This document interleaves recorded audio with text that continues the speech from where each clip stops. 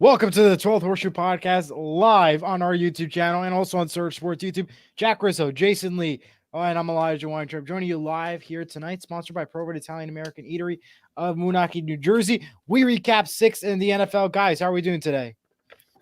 Doing good, Eli. Great. Another week, we're in the swing of things now with football. Full swing, middle of October. Let's go. Jason? Doing good. Rough weekend, but All righty. We'll get to that. Yeah. We'll get to that.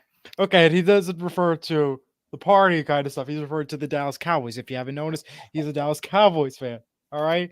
Now let's get into some stuff beforehand. All right, we're going to start off with some big trades that happened today in the NFL. And for more on that, we go to Jack, who has more about these trades that happened today. Jack? Yeah, it was a big afternoon for the AFC East. We had two former Pro Bowl receivers get traded today. We started with the big one, Devontae Adams going to the New York Jets in exchange for a conditional fourth-round pick that can become a second rounder. But Aaron Rodgers is reunited with his former teammate in Green Bay. We'll see how that goes. I mean, obviously, after watching last night, it's understandable why they made this trade. Mike Williams, Allen Lazard not really cutting it right now. We'll see how that pans out. And then we just had a couple hours ago, Amari Cooper be traded from the Cleveland Browns to the Buffalo Bills. So they get their number one receiver they've been looking for. And the Bills gave up a third round pick. There's a couple of other late round picks exchanged for these trades. And then the biggest trade of the day, the one that just broke, Cam Akers went back to the Minnesota Vikings from the Houston Texans. Crazy news. Wow. And also, we also had a flex game as well. The Commanders-Bears game moved up to the 4:25 window, if I'm not mistaken, right, Jack? Yes, So in week 8, not this week, week 8, Commanders-Bears, which was supposed to be 1 p.m. on CBS, will now be 4:25 p.m. on CBS. It'll be the doubleheader national game, Caleb Williams versus Jaden Daniels. And then Eagles-Bengals, which was supposed to be the marquee game at 4 o'clock, moves to 1 o'clock. But if you remember, Eli, on our scheduled prediction show, I highlighted like 5 to 6 marquee NFC matchups for 2024, and I circled Bears Commanders in week 8. You thought I was crazy, but I'm like, you know what? It's number 1 pick versus number 2 pick, and I think we've seen why now. They both balled out, and now they get a national TV spot in week 8. And Atlanta will host the Super Bowl in 2028. All right, moving right along. Let's get into some of the recaps. Of course, we talked about the 49ers Seahawks game. 49ers had the victory 36-24. You can catch our previous episode to see what our thoughts about that game was. Moving right along, we go to a very disappointing London game. The Jaguars, unfortunately, lost big to the Bears, 35-16. It's like they forgot to go to work. Really, that was the bottom line. It was a horrible, pathetic game that they performed. And Jack had them for the upset pick of the week, the Jaguars. I also did too, but not for my upset. We both got this pick wrong. And Jason, I'll start with you. What are your thoughts immediately about this horrible performance by the Jaguars? What happened? I thought the Jaguars were invincible in London. That's why we all took them. I mean, but the Bears, don't sleep on them. I said they were going to win 12 games, and honestly, it might happen with the way they're playing. Sure, it's the Jaguars, but I think the Bears just proved that they're a really strong team, man. And Caleb Williams, give the Bears the weapons. Give Caleb Williams the receivers, the young guys, strong defense. The Bears could be a serious threat. Jack? Yeah, it was a disappointing effort for the Jaguars. I thought after that win over the Colts last week, they started to get some momentum. They've always played very well in London, but they just laid a big old goose egg on the field on Sunday. Trevor Lawrence was completely lost out there. He's underthrowing deep balls, unacceptable from him. And the Jags defense, which was good the first quarter of the season, they've now given up 30 points in 3 of their last 4 games. But as for the Bears, they just keep getting better and better each and every week. I know the competition's been a little suspect because they played, Carolina, Jacksonville, an injured Rams team, but I think the Bears have a very bright future. Caleb Williams has done a good job so far. Cole Kmet, Keenan Allen, DJ Moore, they're all getting involved now in that offense, and this is a great win for them in London. Now they get a much-needed bye week, and I do want to say, as a Colts fan, I feel like we played the Bears at the perfect time. I feel like if we played the Bears now, we would definitely lose, but good win for the Bears here in London, and yeah, I have your picks too, Jason, here. As well. So I'll read those off. But yeah, we all had the Jaguars. We all thought they'd win in London, and we were all wrong. Absolutely. All right. And by the way, the teams on bye this week were the Chiefs, Rams, Dolphins, and Vikings. So those 4 teams had no game this week. Next game on the list was actually surprising. Commanders lose to the Ravens 30-23, but only by 7. The Commanders actually had opportunities to win this game. didn't end that way. Unfortunately, the Ravens did take the victory here. But do we have to now be concerned about this Ravens team and now that they're even putting it even closer instead of bigger margin wins, especially this team such as the Commanders? What are your thoughts on this? We'll start with you, Jason. I don't know, man. The Commanders were surprisingly I'm still impressed that they're 4-2. I did not think they were going to be 4-2 in this point. And I think they played really well against a strong Ravens team with that run game. But I feel like the Commanders still need to work some things out. I mean, Jonathan Allen out for the year with a torn pec is going to be a huge loss to that defense. Big.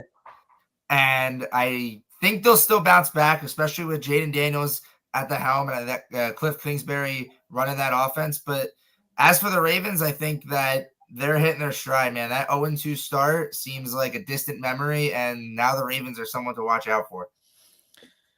Yeah, I had a feeling after the Ravens started 0-2, I said, I don't know, I forgot who I said to. I might have said it to one of you guys or to my dad or somebody, but I'm like, I think honestly now the Ravens might honestly go on like a 6 or 7 game win streak after starting 0-2. And yeah, they've won 4 in a row. Derrick Henry might be the best free agent addition that we had this offseason. Probably either him or Xavier McKinney, one of those two. But the Ravens look really good right now. You know, Lamar, Derrick Henry, they're unstoppable. The Ravens now have 39 straight games with over 100 rushing yards. That's a multi-year active streak. Only 4 away from 43, which they set a couple of years ago. They're going back to the way they were when they first had Lamar Jackson. They're just running the football, getting wins like this, but not a bad performance at all by the Commanders on the road, only losing by 7. Terry McLaurin is playing like one of the best receivers in the game right now. You know, he finally has a quarterback that could get him the ball, and Jaden Daniels, still the Rookie of the Year favorite, obviously, and playing Carolina next week. I think the Commanders will be just fine. Eli, you had the Commanders. Jason and I had the Ravens. All right, that was my upset pick of the week, by the way. Next game, a surprisingly closer game than we thought. The Eagles beat the Browns 20-16. Both Jack and I had them for our survivor pick of the week. Did Jason have it, Jack? For what? Survivor, Eagles. Yes. Okay, Yeah, so we had a 3-way survivor, and either way, this game is actually surprisingly more close than I thought. Should we be scared about this Philadelphia team now because they're now almost giving up? They almost lost the game to the Browns. What are we thinking about that? I'll start with you, Jason. Philadelphia, all right, they're what, 3-2? All right, so I think AJ Brown and Devontae Smith coming back, or Devontae Smith didn't come back. And AJ Brown came back. He had a great game, got a nice touchdown. I think the Eagles still have some things to work out with. Nick Sirianni, the big meme. I don't know if you saw it, him shaving his head and talking all that smack to Eagle fans. I don't know. Maybe that comes back to haunt them, but I think the Eagles, it's a win, but against the Browns, it should be a much bigger score. Much bigger dramatic score. Yeah. All right, Jack. Nick Sirianni is a clown. I think that's what we can all say. Probably the easiest coach in the league to dislike. I mean, tossing your fans after barely beating the worst team in the league right now is not exactly the best look. You know, the Eagles defense has actually surprisingly played well. They really struggled last year, but this offense still cannot figure it out. You know, Jalen Hurts is extremely overrated. I mean, do the Eagles really need Shane Steichen that bad for this offense to actually function? It certainly looks like that might be the case. Vic Fangio's done a good job so far. In my opinion, defense and special teams have been fine. Well, they gave up the blocked field goal touchdown. That was the only touchdown the Browns had. But since you talked about the Eagles, Jason, I'll talk about the Browns real quick. Yeah, 1-5. I can't believe Deshaun Watson is still the starting quarterback. Kevin Stefanski said he's going to start again this week. Obviously good for Amari Cooper that he's out of, a terrible situation that is Cleveland. And I don't really even know how many more games the Browns can win this year. Maybe being at home against the Bengals this week will help them. They have owned the Bengals the last couple of years, but it's hard to say that there's a team worse than the Cleveland Browns right now. That team would be the Carolina Panthers. We all had the Eagles for Survivor, by the way. I think you said that, Eli. I just wanted to make sure. Okay. There's Finley in the back. Yep. Jack's dog. You could just tell once the thing moves, you know it's his dog. So plain and simple. Next game, we got a weird score again. Buccaneers over the Saints, 51-27. Did the Saints go to sleep? This is a team that beat Dallas. The team that off to a fantastic start and went in and lost 51-27. What an absolute joke, disappointing performance. that we just saw by the Saints. I don't think anybody saw this coming. And for the Buccaneers, right now they look like the front runners of the winners to win the division, other than Atlanta. Those are your two competitors right there. After that game, that's what we basically just saw. Jason, good. I'm confused that this game, I was watching Red Zone. This game came back and forth a lot. This game was 27-24 at the half, and the Saints were up going into the locker room, and you blinked. You played 2 quarters, and all of a sudden, 51 points is what you get at the end of the game. Like, what happened? Like, the Bucs, I don't know. They're nipping at Atlanta's heels right now, and don't be... don't say, oh, you know what? The Falcons are better. The Falcons are better. The Falcons beat them last week.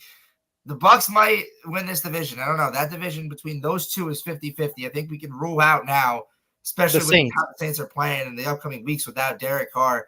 I think we can rule out the Saints and, of course, the Panthers. But I think the Bucs proved that this game, they really needed a big win to keep going and get that momentum, and I think that's what they got. No Mike Evans 100 career touchdown, though. I'm a little sad, but All right, Jack.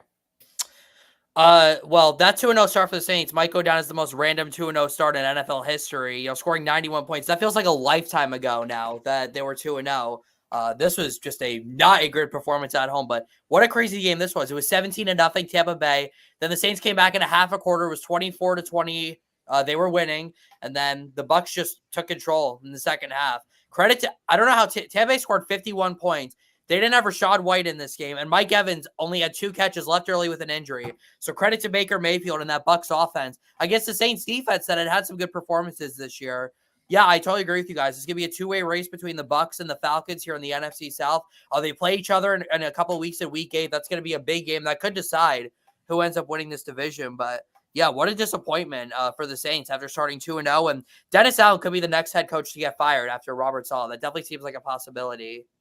All right, the next game on this list, Texans beat the Patriots 41-21. Lock of the week for both of us, and I think Jason as well. I mean, that was the Texans finally won a game without leaving it close. They actually won by a mile pretty much in this game, and there's not much more to say, but the Patriots did horrible in that performance and hope to bounce back next week versus Jacksonville. And for the Texans, yeah, it's the Texans for you. I mean, what a big win for them. Jason? I'm not surprised. I think this should have been 21 points is winning by 20 points is good, but I feel like the Texans are just not the same Texans that we saw last year at the end of the season, that big playoff push. Everyone was rooting for the underdog. I love CJ Stroud. I think he's a top quarterback in this league, but I feel like they need to just find their footing more in the next couple of games. I will say Drake May, I do appreciate it. 3 touchdowns in his first game. That's a step in the right direction, definitely for him especially against Jacksonville coming up on Sunday. All right. Rizzo? You're muted. Oh, I was saying, it's funny. I had the Texans winning by 20 this week, which ended up being, or by 21, so same margin, but I didn't think it would be a score like this. I thought it would be a defensive game. I didn't think, the Patriots had their best offensive performance of the season. No doubt about that. Drake May looked really solid for them, but I don't know what happened with this Patriots defense. I mean, sure, Houston's got a great offense, but, great game for Joe Mixon, good game for Stephon Diggs, Tank Dell, both had touchdowns in this one, but yeah, I'm still not fully bought into the Texans. I know they're 5-1, but I want to see them play some better competition. They have some good games. They have some tough ones coming up. You got Green Bay next week. You got Detroit coming up in a few weeks. Even like the Colts, I would say. This is even me being biased because the Colts play everybody tough. That's not even a guarantee win, especially when Nico Collins still out for 3 more weeks. Like that is a big loss for them. And yes. You're not gonna be able to play the Patriots or the Jaguars every week. But how I look at it is like this. Nico Collins is definitely hurting the Texans that he's now out for a while. But at the same time, too, is they played the Bills, won that game. So I feel like Nico Collins was in that game, though. I don't care. That's not my point. And when Nico Collins left, the Texans blew a 17-point lead. So you already saw the difference of not having Nico Collins after. Right, but I still see them. I still see the Texans still coming up on top. For sure, they're a great team. They're a For great team. sure. I just don't think they're as good as some people think they are. But if they prove me wrong the next few weeks, I'll be glad to admit that I was wrong. So we'll All just right, have to see what happens. Colts Titans. Colts with the victory, 20-17. Colts love to keep it close, and they got a victory there. And I'll let Jack start it off because he's the Colts fan. He watched this game closely and more than all of us did. So, Jack, break it down for us. Yeah, it was an interesting game. Joe Flacco definitely has his limits. I know, he's not the starter, guys. I don't care what you say. He did not play well on Sunday. J-O-E, Flacco. Joe Flacco did not play well on Sunday. He actually played he had a really horrible interception. He just did Better not than look Anthony good. Richardson. That's just not true. It's true. You're not the Colts fan, Eli. I'm the Colts fan. You don't watch the Colts games. Give me the scores of all 6 Whatever, Colts games Jack. so far this year. Whatever, Jack. Oh, you're saying whatever, Jack, but that just proves that I'm right and you don't have an argument. So we're just going to keep going here. What's wrong with saying that I think Joe Flacco should be the quarterback? There's nothing wrong with it. Okay, look long-term, Eli. Joe Flacco is 40 years old. Is he going to be the quarterback for the next 8 years? No, and you think Anthony Richardson's going to be the savior? No. We don't know because he's been hurt. But just because he's hurt, issue. That's going to be the problem. Because your franchise quarterback, you're saying, is going to be nonstop hurt, and that's your franchise quarterback? All right, Eli, then you know what? Tyler Huntley is better than Tua Tagovailoa in that case. Tyler Huntley's better than Tua Tagovailoa with your argument. So if Tua can't stay healthy, Anthony Richardson can't stay healthy. So Joe Flacco and Tyler Huntley. Okay, but at least Joe Flacco's good, though. You can't compare that to him. Tyler Huntley won his last start. Tyler Huntley won his last start. 15-10 was the final versus the Patriots. Yeah, that's true. But Anthony Richardson is the starter when he comes back. But yeah, the Colts defense finally the Colts. Love how Jason's just there, no comments. Even though they're chill. Thanks for commenting, bro. Even though the Colts gave up a 3rd and 19 touchdown on a give-up run, somehow let Tony Pollard do that. But Michael Pittman played through the back injury. He's a warrior. Josh Downs, you could argue he's like a top 3 slot receiver in the game right now. Josh Downs has been balling out the last couple of weeks.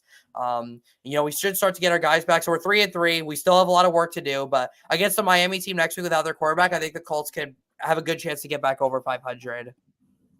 Jason? I think the Colts are in a good spot. I think Joe Flacco's left them in a perfect spot when Anthony Richardson eventually comes back. I mean, this is surprise. He's 38 and he's balling out like it's the prime of his career. And he's putting up, I mean, not this week, but like he's been putting up numbers recently that like for a backup quarterback, that's really impressive. I mean, for the Titans, Will Levis. Oh boy. The worst thing about the Titans though is that they spend so much money this offseason and they're right. Calvin Ridley got $92 million. L'Jarius Sneed got $76 million. Lloyd Cushenberry got $50 million. Tony Pollard got $21 million. That's who replaced Derrick Henry, by the way. Tyler Boyd, they signed Tyler Boyd, And their quarterback is William Donovan Levis. Surprise. The full name drop. Yeah, William Donovan Levis. Like, look at him. Like everyone, like no one's even concerned about Will Levis's gameplay. Everyone's concerned about when the 4:00 game hits. What's the Will Levis meme of the week? Like what? And it's unfortunately prayers up to the ball boy. It was Will Levis diving at a ball boy's knee. We have 2 quarterbacks in the AFC South who are named William. That's pretty interesting. We have William Levis and William Lawrence because that's Trevor Lawrence's real name. I don't know. Maybe it's time to make a change in Tennessee. Mason Rudolph won a game. Yeah. Mason Rudolph won his first start, made it look easy. So I don't know. Something to think about in Tennessee. Can Rudolph the Red-Nosed Reindeer lead Tennessee back to relevance? We'll see. But we will see this. Oh, we all have the Colts, by the way. Packers defeated the Cardinals. Oh, no. Jason had the Titans. I'm sorry. Jason had the Titans. Eli and I had the Colts. I'm sorry. Wow. I read it wrong. Sorry. Titans? Why did I believe in Will Levis? That's what I have written down here. So. Oh dear. Horrible pick. Yeah, oh dear is right. I don't know. The Packers defeated the Cardinals 34-13. That's not much more I could say about this. The Cardinals stink. Packers are good. That's all I could say. Jason, we'll go to you. Yeah, I'm surprised here. I'm surprised. I didn't think when Jordan Love went down, I did not have any faith in the Packers. I did not have any faith in Malik Willis. He went 2-0. He made the Packers back on the right foot after that loss in Brazil. And the Packers look really strong. I'm always quick to say that experience is going to come down the line. Experience is going to hurt them. They're going to run into teams that are experienced, but I don't think that's an issue. Jordan Love and that young offense, is really strong. That defense is really strong. Matt LaFleur is a great coach. I think the Packers are that NFC North is something to watch What a out for. division. Don't just look at Minnesota and Detroit. Maybe watch out for Green Bay too. All right, fair enough. Next game on the list. Wait, no, you didn't. No, I forgot Jack. Oh, sorry. Wow. So you said no. 2 big. Well, with what I'm about to say, Eli, you might want to have forgotten me, but if you Okay, next. Okay, so we'll move along. The Chargers. No.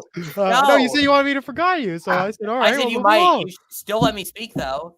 I'm just saying you might not like it. So Okay, so Still let's let- hear it. Let's hear it. Okay. What Well, about I the Blue love Dogs? what Jason said at the end about the Lions and the Vikings. So don't forget about the Packers because I still think that the Packers win this division. I still think that Green Bay can win this division. Nope. I mean, look at how they're playing right now. And the underrated part of Green Bay is their defense. I don't think enough people are talking about how good the Packers defense is.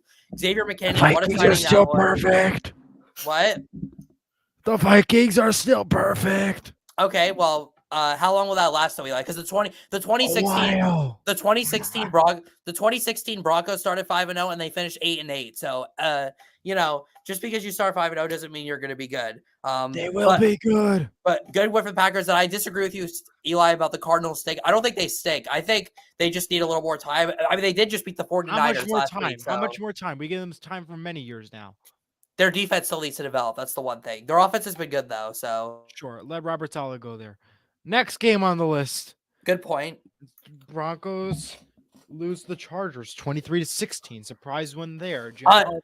Congratulations to Jason for getting this score exactly right, even though he didn't get the team right. Oh, He had 23-16. So for the second straight week here on the 12th Horseshoe podcast, we have an exact score prediction right. But for the second straight week as That's well, why you wanted to go on tonight. wrong Makes team. a lot more sense. The pictures now getting together. The puzzles now Oh getting... wow, yes. The Broncos game was the reason that I come on this show. Now, I mean, I'm disappointed. I really thought the Broncos, after they were 3-2, I really thought they were something to watch out for. But the Chargers came in and sure, the Broncos got a last-minute garbage time touchdown, but to make it a one-score game, but the Chargers, it was one-sided for the entire game, and the Broncos, I don't know. Bo Nix is good, but I don't know where they go from here. All right. Jack. And his mic is muted. We'll be right back after a word from our messages and stations at Prova. Prova, take it away. I'm a little slow today. I did have a long weekend, but anyways. Okay. You say that all the time, Eli, so you can't have anything against me. You're always, if I tell you you're so idle on, okay, good. I'm glad you understand. Okay. He was at Syracuse. You didn't have to, I wasn't going to mention that, Eli, but whatever. I hope the trip was nice. It was a good trip. It was beautiful. Okay. Well, actually it rained all day, but the drive But up it's was okay. nice. Yeah. I like rain. So And was the university nice? Yes, it was very nice. Very nice. Okay, but, back to the game. Sometimes the bye week comes at really opportune times for certain teams, and especially with the Chargers last week. They had a lot of injuries. They got a lot of their guys back, and they came ready to play against Denver. Sometimes bye weeks just come at the perfect time for some teams, and it's a good win for them. And I think I still have faith in the Broncos. I just think, Bo Nix has shown a lot of promise. I think Sean Payton just has to be more consistent with the play calling. But the Broncos defense has actually played very well, which has been a huge plus for them. And the Broncos have a relatively manageable schedule. You've got New Orleans this week and then Carolina. They still have games against the Raiders and other teams. So I still think the Broncos are going to have a solid season. All right, the next game on the list, Steelers over the Raiders 32-13. Not much more I could say about this one. Raiders were not really impressive, and if Justin Fields continues to be the quarterback and it's not going to be Russell Wilson, the Steelers will continue to win games, and that's all I'm going to say. Jason? This game wasn't really impressive. The Raiders aren't really impressive, and it's really weird to think that between the Raiders, Allegiant Stadium, and SoFi Stadium is filled with the away team. There were a lot of terrible towels waving around in Vegas that game, and it was loud, and it wasn't the Raider fans. But I think the Steelers, after that loss against Dallas, I knew they were going to bounce back, especially with a banged-up Raiders team without Devontae Adams. But I think the Steelers are pretty strong. Their defense is really good. TJ Watt, best defensive player in the league. And I think Russell Wilson or Justin Fields, I don't really see a problem with either two. Maybe Russell Wilson will have maybe some trouble coming out of the gates because he hasn't played this season. But I think the Steelers are in a great spot right now in the AFC. Okay. Jack? Testing. Is my mic muted? No, it's not good. I caught up this time. Wait, before I talk about this game, Jason, I just realized, can I ask you why you picked the Cardinals over the Packers this week? Okay, was that my upset? I was not, but you did pick the Cardinals, though. I just want to know.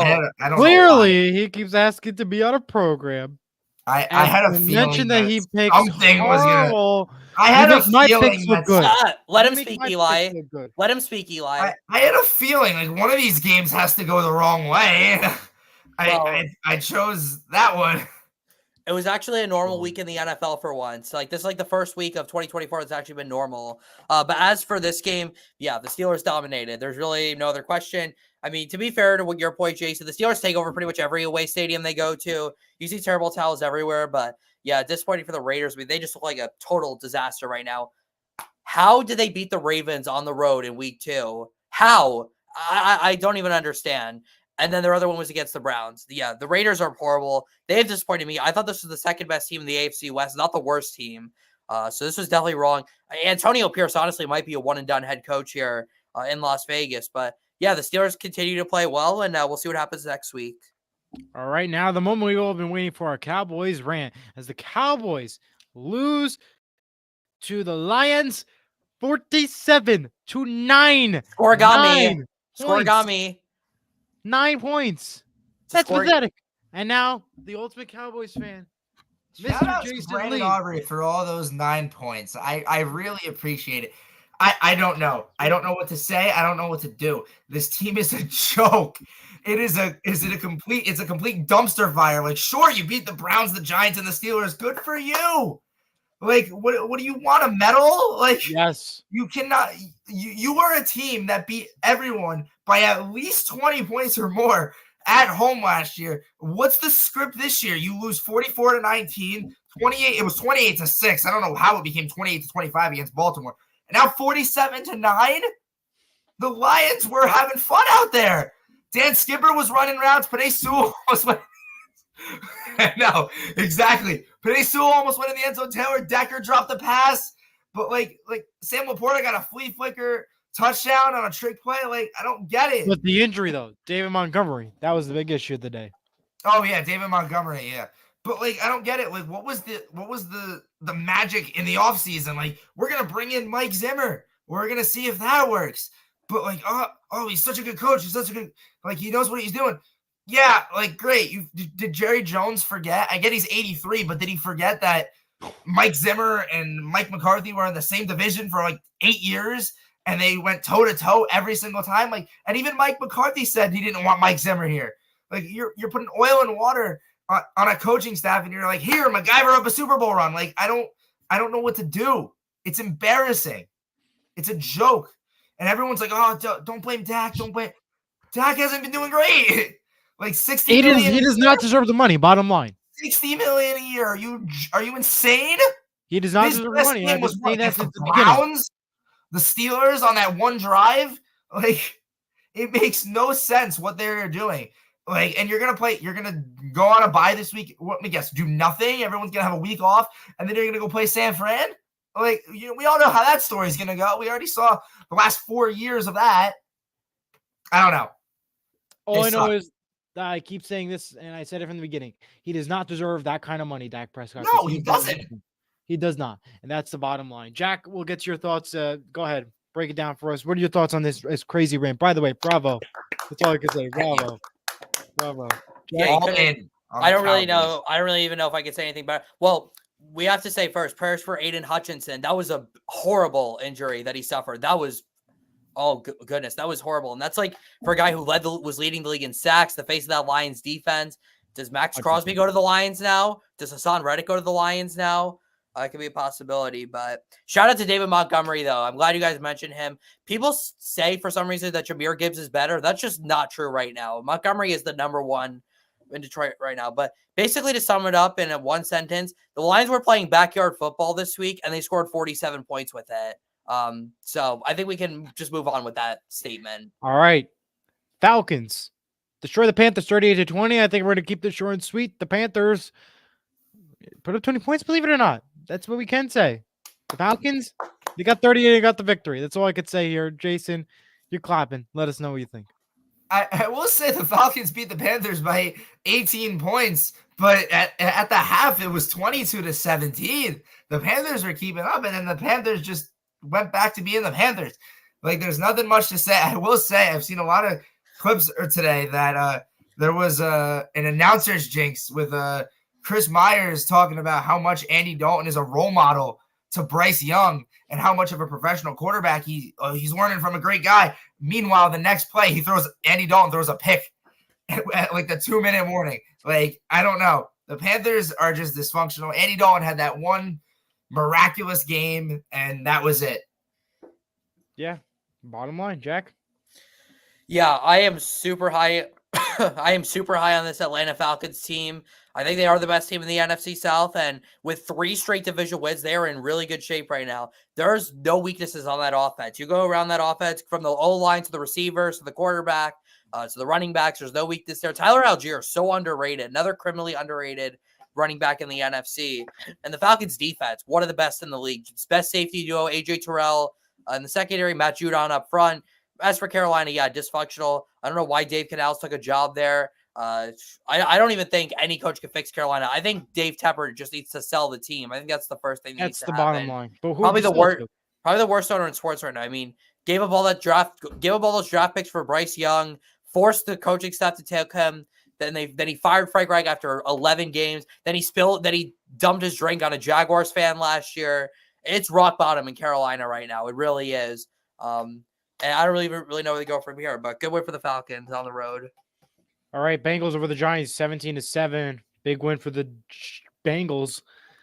Giants, yikes, 7 points only when they really should have won that game. That was a game that I picked them to win, but that was clearly wrong. Bengals were the other two guys' picks, and not much more I could say there. But the Giants are really horrible, and lucky win for the Bengals. Guys, Jason? That game was very boring, man. It was 10-7 for the longest time. The Giants had an opportunity to tie it. They missed the kick. I mean, and there was no wind. Exactly. No Malik Neighbors in that, and like still they can't. I guess that's proven difficulty for the Giants right now. I mean, Joe Burrow had almost a 50-yard touchdown run. Like, let's credit him there. But like the Bengals, like this should have been a rout, and it wasn't. Jack? Well, Eli, you said the Giants were horrible, but you didn't say it in your famous horrible voice. So I was a little disappointed. But whatever, Jack. Move along. Whatever, Jackson. The same show. Yeah. But yeah, this is one of those games where both teams come out of the game really mad. Honestly, I don't think any of the Bengals or the Giants fans. Well, actually, everybody was mad. The NFL fans were mad that this was the Sunday night game to begin with, and then the Bengals fans were mad because they almost lost to the Giants, and the Giants fans are mad because they have to watch Daniel Jones every single week on TV. So this is a game where nobody came out happy, except for fantasy owners, I guess, if you had like Joe Burrow running for 50-yard touchdown. But that was pretty much it. I guess the Bengals won, so give them credit there. But this is not the same Bengals team we have seen the last couple of years. I was definitely wrong about them. I can't believe I actually picked them to win this division. What was I thinking? Crazy. Final game to recap: the Bills over the Jets, 23-20. After a team that always defeated Buffalo in MetLife Stadium. No more, and that's because Robert Saleh is not there. Flags are going thrown left and right. Defense proved to be struggling. Offense did better, and that's because Nathaniel Hackett's not the play caller, and now they got Devontae Adams to their bench. Bottom line, what we saw in that game was they fired the wrong guy. It should have been Nathaniel Hackett, and Robert Saleh should have stayed because that was the key to their success on the defensive side of things. Not so much the offense, but the defensive side of things. We'll start with you, Jason. I mean, good win for the Bills. I mean, I don't know where the Jets are going from here. They're 2-4. You got Devontae Adams. We'll see how that plays out. But I don't know. Is it going to be Aaron Rodgers like throwing to Devontae Adams with their secret plays? And Garrett Wilson's going to be the odd one out again? But like, I don't know. Like he's out there today on the Pat McAfee show, Aaron Rodgers, and he's blaming Mike Williams for not running the proper route. How about blame Greg Zuerlein for not making field goals? You would have won. You would have won by 3 points if Greg Zerline hit both those field goals, and we would have The wind was a factor right now. What? The wind was a factor. Oh, the win was a factor yesterday. Yeah. The win was a factor. Okay. He's still Greg Zerline. You're a professional kicker. And they were not like But there was wind, though. Have you seen the wind? These are not like 50-yard kicks. These are like less than like 40-yard kicks, and he's shanking them. Go on the Pat McAfee kicking contest on College Game Day. We'll see. Meanwhile, I'm bragging that I have the best kicker in the league. But, who cares? I mean, Josh Allen, Amari Cooper. Youngway, don't disrespect Youngway Pat McAfee kicking contest, and let's see. Don't disrespect Youngway Koo like that, Jason. Go to the Pat McAfee kicking contest on College Game Day. Oh, yeah. I might actually. Give me a scholarship, Pat. Come down to St. Mary's. Where's College Game Day? It's Austin, right? Austin, I think. Yeah. Okay. Or come down to St. Mary's to their field for this game. High school game day. We'll have Paul Roach help you hold. And no, he doesn't hold. I don't know who BJ hold. Yeah.